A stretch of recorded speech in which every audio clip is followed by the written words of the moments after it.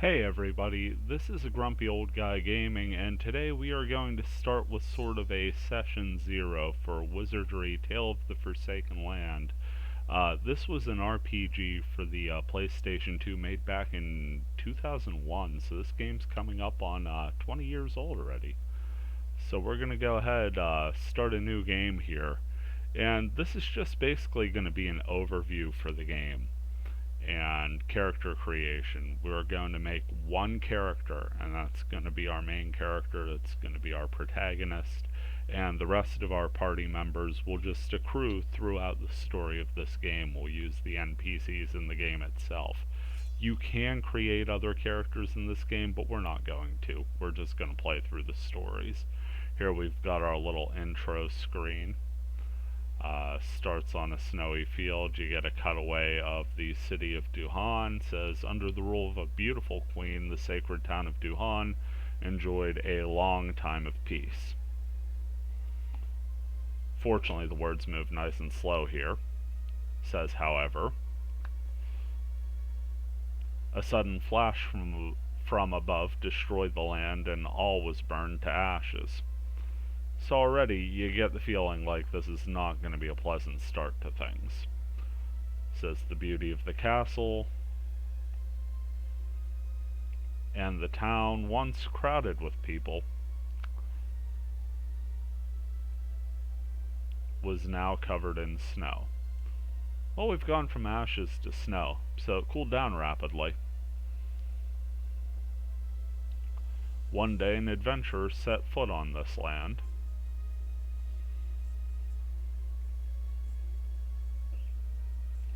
As the adventurer peered about the town of Duhan, there was an emptiness, a sadness. The adventurer began to roam the town, uneasy, with heavy footsteps.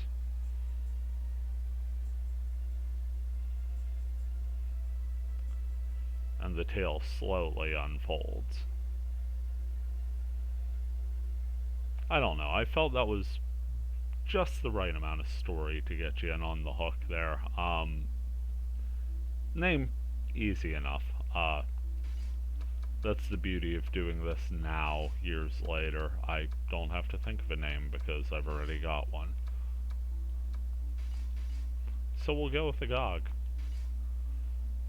So we could choose a race, one of 5 races that exist in the world. Each race has a distinctive specialty, such as dwarves who are strong and elves who are masters of spells. I think we're probably going to go elf on this. Now this does a random roll system. You could be a hobbit, you could be a gnome, you could be a dwarf, you could be an elf, or you could be a human. Humans have average parameters, says wisdom and faith are high for elves, and you can see sort of these drawings on the side here, very reminiscent of if you played 3rd edition D&D, the artwork in the player's handbook with the sketches. I always thought this game was pretty similar to that, and they came out in roughly the same time, so I always sort of enjoyed that. And when this game came out, my buddy had it, and I would watch it a ton over his place, and I would play it a bit too. It ended up being a game that I ended up loving so much, I ended up buying myself a copy.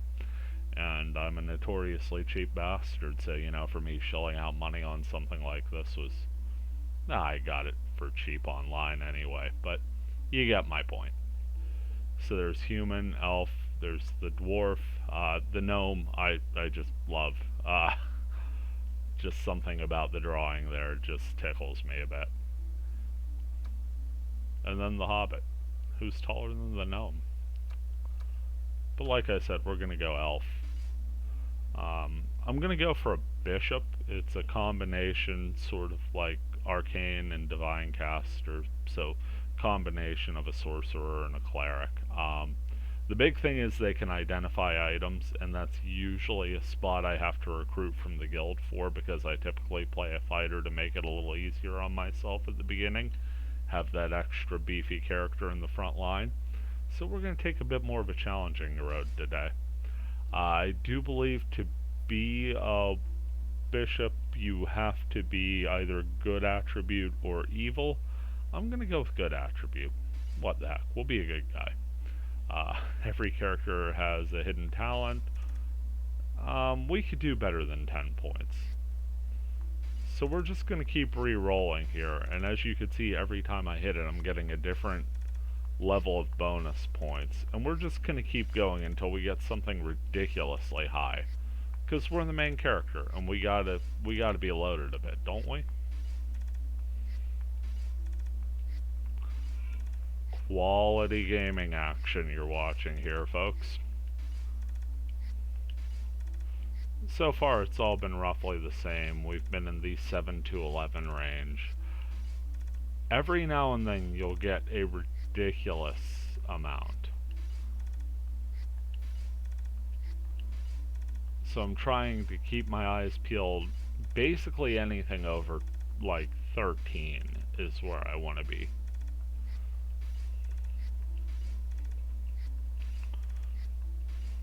So for those of you who are looking to actually see some gameplay of this, you probably want to move a little further ahead than this spot here. Because this is just me hitting 2 buttons a million times. And I know this because I'm actually recording the audio live. Today's been dragging a bit longer than I thought. There's a 12. Can I do what I want with 12?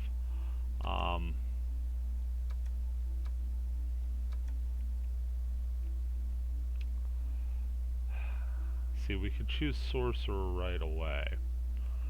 I don't really want to stay a sorcerer or a priest. I really want to go to bishop.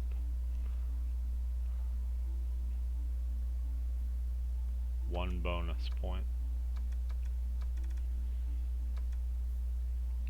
Yeah. Let's start as a sorcerer. Well, I hit the wrong button, so we're going back for at least another 12. Okay, so start as a sorcerer. Let's buy these points in.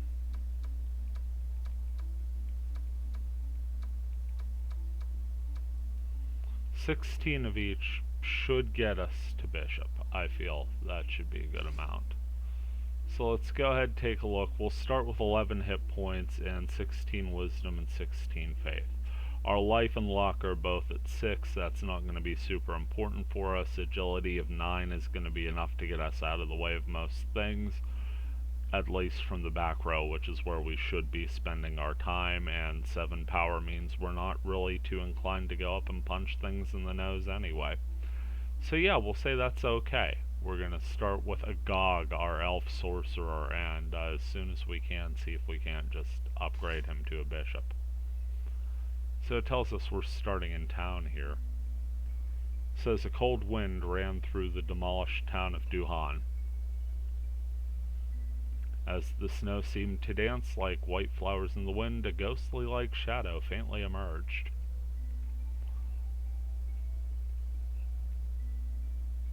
A man, barely able to support his weakened body, propped himself unsteadily on his sword. He looked as if he was wounded. Yeah, I mean, kinda tough to tell. His cloak's already red, you know? Swordsman says, last night I heard a strange voice. That's a hell of a way to start a conversation. A goddess of fate whispered to me that a savior shall arrive in this cursed land. That person will end the chains of suffering for all eternity. No pressure, though, right? So the swordsman laughs and says, so, are you the one? I'm not sure whether this is a good thing or not, and then he laughs again. At least he's got his humor. His sarcastic laugh resounded throughout the town of Duhan. Do you really think you can gain what I have lost? Well, that's a heck of a question. If this is the case, I regret not dying before your arrival. I would have been able to die without that fickle goddess's notice. Very well, I assume my days are over. Follow me. I shall guide you to the tavern. You shall be able to find what you are looking for there. Reading back, that there's just no accurate way to describe the level of weirdness that conversation actually entails. Dude just comes up, sarcastically proclaims you the savior of this doomed town, and then tells you he's dying, but he's going to take you for a drink. The white-haired swordsman disappeared like a puff of smoke. Well, I guess that adds one more layer to the weirdness, huh? Swordsman said earlier that he'll be waiting at the tavern, which we now have to find ourselves. Fortunately, this is a very small town. You can see the tavern here. It's the bar, Luna Light. And we're just basically in a hub world. Just gonna go to the right on the direction pad. Next place is the Adventurers Guild. Here you've got this little outcropping of rocks, sort of Stonehenge structure. That's where we'll save the game. Here's the Salem Temple. If anybody falls or gets cursed, we gotta bring them here. Here's the inn, the lodgings where you go to rest up, and here's the shop where you could buy items and also where you can create spells. Spells are kept on little stones and also vellums. Of course, this is the labyrinth. This is a dungeon crawler, so all of our actual adventuring will take place here in the labyrinth of Duhan. But before we go into the bar or anything, let's go ahead and check out the guild. See if it'll let us do anything here first. It says, was I just imagining, or a brawny warrior approached you as he whispered to himself. Goes about the white-haired swordsman that I saw outside. He looked like one of the Queen's guards, a knight to the Queen. Rumors say he died during the flash. I must have heard wrong. The warrior tilted his head in doubt, then showed a friendly grin. I've only seen him a few times because of his social status, but no matter how much his appearance has changed, I would never mistake those cold blue eyes for someone else. Okay. And besides, he's like a god to warriors like us. But we didn't know if he was dead or not. Interesting. The warrior looked puzzled because you didn't seem impressed with what he said. Of course not a warrior. Says, don't tell me you don't know. Didn't you know he's the father of allied actions, the technique used by the Queen's guards? In fact, I did know that because I've played this game a bunch, but just for the sake of conversation, we'll say we've never heard of it because there's a good chance that you, the viewer, have never heard of it. Says, I was flabbergasted when I first saw the allied actions. Seen them many times with superior individuals, but the guards' way of fighting was fundamentally different. The way their teamwork flowed and the various deadly blows, watching them work in sync, it seemed as if they were a single creature. Many warriors are trying to include allied actions in their strategy, but I have yet to see any team execute them as well as the guards. That's why I ask if the white-haired swordsman is a Queen's guard. If so, I was hoping for him to teach me. Maybe you should ask him to teach you the next time you see him. So the allied actions are sort of group attacks, tandem attacks that you could use. Some hit for bonus damage, some add status effects, some are used defensively or reactively. So they're actually really, really useful and kind of a core part of this game. So we're welcomed. Go ahead, see if we could change class, choose Agog. Oh wow, yeah.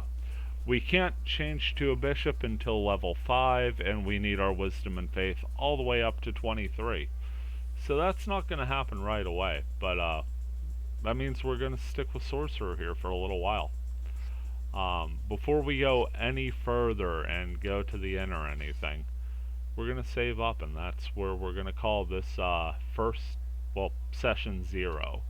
We've created our character, and we'll get into the rest of this next time. This is going to be what we're going to be streaming on Sundays, and I'll probably try and upload a week as well, just to keep things flowing.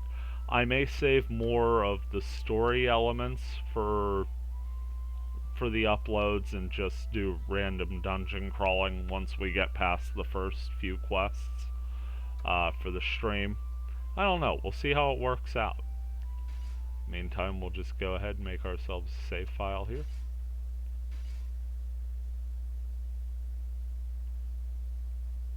one thing I love about the emulation, it just saves so smoothly. You never have to worry about the system not reading the card correctly or anything.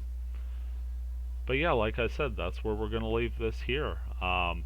This has been a Grumpy Old Guy Gaming.